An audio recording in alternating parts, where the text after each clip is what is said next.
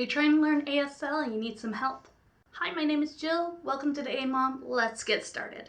So I decided that I would make another video for ASL. I had a few people that were very interested in the ASL video, and so I decided to do a little bit more. Today I'm planning to do some more ASL words. I also plan to show you maybe a couple phrases.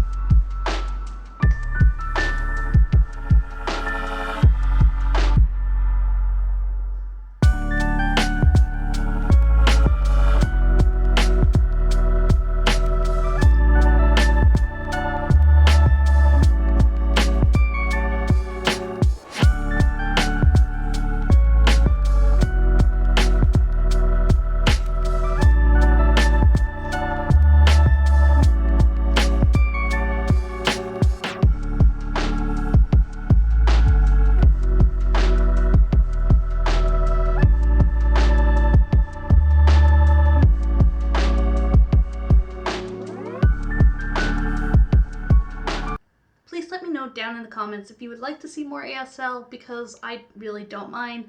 I really do love the language. I truly hope you like this video. If you haven't yet, please like and subscribe. Until next time, stay safe, stay lovely.